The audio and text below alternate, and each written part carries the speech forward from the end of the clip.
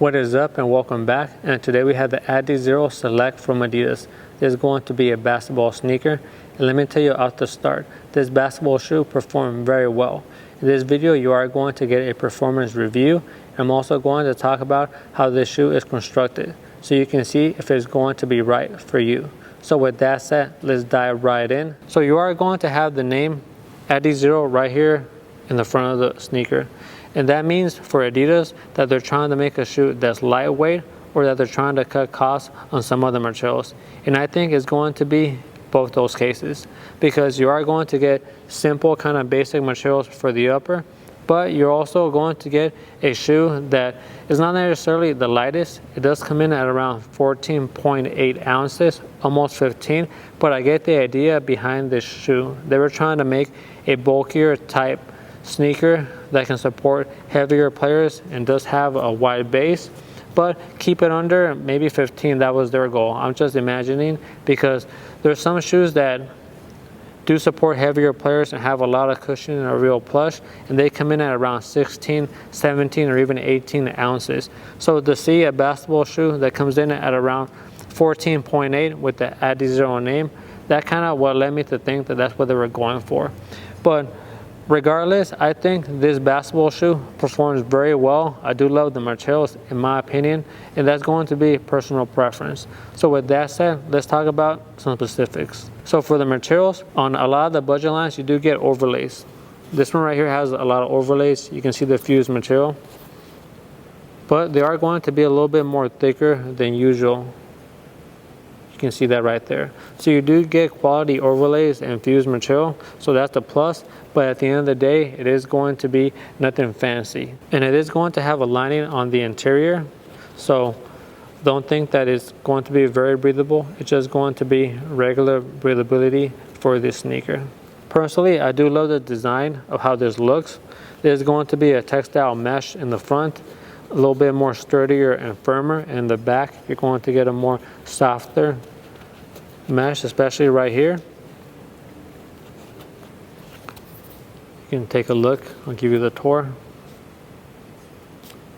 So I think the aesthetics look great, and that's something personal. I don't mind the fused materials at all when it has good aesthetics. I do love the three stripes, how they're down the center. I love how it has the name right there. I love the color, how it's a little bit translucent. So all those things, if it's a deal breaker for you, if you don't like the design, they don't get it. But I mean, I like it. I think it looks very good. So for me, it gets a good solid pass on that. You also get this Gore band right there. You can see it, how it goes all the way through. I know the webpage mentioned on the forefoot, which would be kind of this area, but I know what they were talking about. It's more a little bit further back up. But this band, this Gore band, does a very good job because it pulls these materials inward. So it's going to give you this lockdown feel. It does feel that when you tighten up these laces, these materials do not move around at all. So it does what it's supposed to do. Then the laces, also, if you look at the lacing system, these loopholes are very solid. They don't move around at all. And then the tongue, the laces go in through the tongue. It has the loops right here, 1, 2, 3 loops. That also helps by maintaining the shoe in order where everything needs to be at exactly. So with the loopholes and the laces holding up the tongue and then pulling the shoe inward, you are very locked in, okay? So have that, know that when you're playing the shoe, you're gonna feel very good right here. No slipping whatsoever. Now more details about the tongue. The tongue is going to be made of mesh, as you can see, and it's going to be a softer mesh, not like the outside textile mesh. And I like that they did that change, most definitely, because you're going to be reaching into your shoe and lacing them up. You're not going to want to be feeling some material that's going to be rough on your fingers. So I like that they did that, but I did want to point out, as you can tell, the tongue, because it is disconnected, it is going to kind of cave in on itself. So a few times when you put your foot in here, you might catch it like this. So just make sure that you're opening it up and then sliding your foot inward. But that's something minimal that you have to deal with, just a little adjustment on your part. Keeping it going, you are going to get some pull tabs for the tongue, right here in the front, this pull tab, and then in the back, this pull tab. And you are going to need this when you're putting on your shoes, most definitely, because this shoe does run somewhat small or narrow, and it's not that you're gonna have to go half size up, it's more just the feeling of it. I am a wide footer, so I usually go half size up, and it feels very snug. So if you do go true to size, you are gonna get this snug feel. I don't mind snug feel at all. It feels great to me. But that's something to consider if you're thinking about sizing, right? If you don't like it being snug, then I guess you could go a half size up. But I just think that snug feel is the best way to go.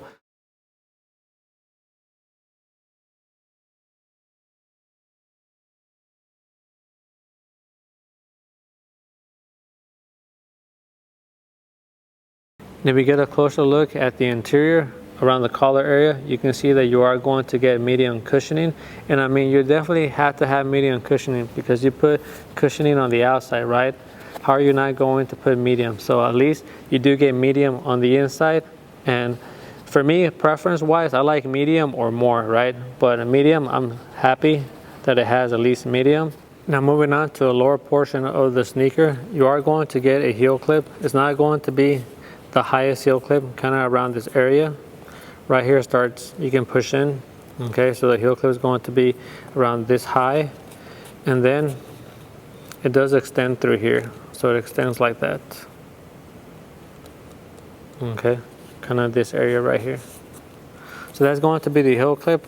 And usually I do like taller heel clips, but I played in shoes that just have it kind of around the same area, and it doesn't bother me at all. It does get the job done, but again, I do like it when it's taller. But this shoe, it gets a pass on that as well. Now I do want to talk about the ankle lockdown for this shoe. It is going to be around a 9, okay? And I say that because your ankle does slide up a little tiny bit when you're moving around really fast, and that could be a turn off. I definitely love shoes that are, the ankle lockdown is a 10. When it's like an 8.5, I can sort of rock it. I'm not gonna lie, I can be a little superficial. If the shoe looks real good, I would definitely rock maybe like an 8 or an 8.5, right?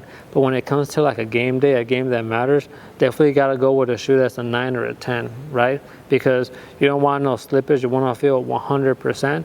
So at least you know now that this shoe is going to be a 9 for the ankle lockdown, and that's still very, very good. For the insert, this is what you get, okay? Just a regular insert, very thin, okay? Kind of has a little bit of that cardboard look to it, but it is better than cardboard, take my word for it, okay? But it's just a regular insert, nothing too fancy.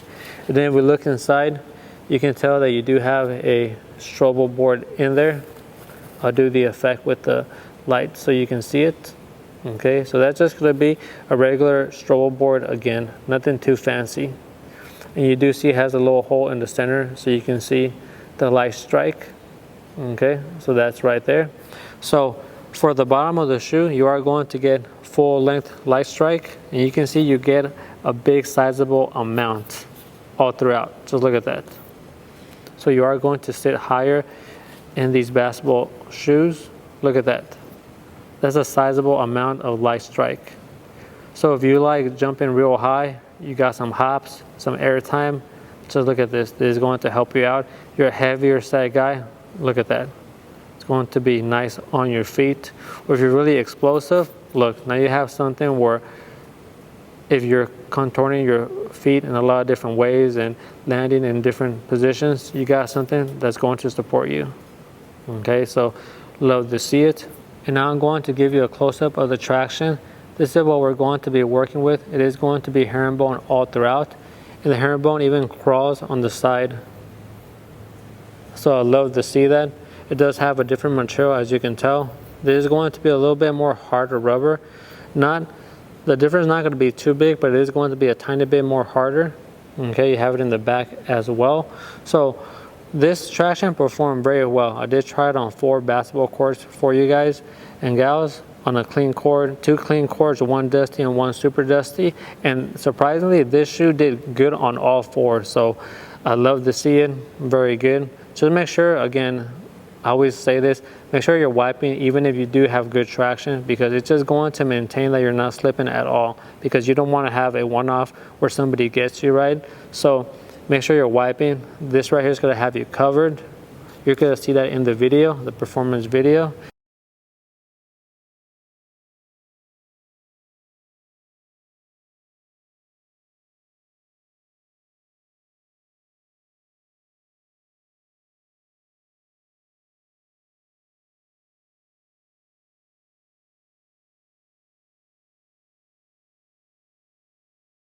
And not just that, but this shoe, you can jump and land in every area. You can land in the back, in the heel area, in the middle, and also the front. You're gonna see that in the video. Very supportive.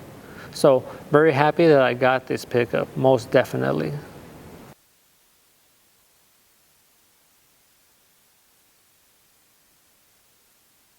So there you have it. These are going to be the Adizero Select. I think it's a shoe that caters to a lot of different people. We talked about heavier players, explosive players. If you're also a high jumper, right? This shoe is going to have you covered. And not just that, but the traction is very good.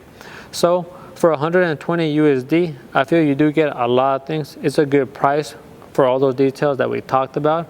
And also, if you did get something out of this video, you got the information you were looking for, make sure you subscribe or like, because it does help me out a whole lot. I am a smaller channel, maybe around 615 or so, and we're trying to climb up to 1,000 subscribers. So every little bit does help, and I do appreciate it a whole lot. So with that said, I'll catch you on the next one. Peace.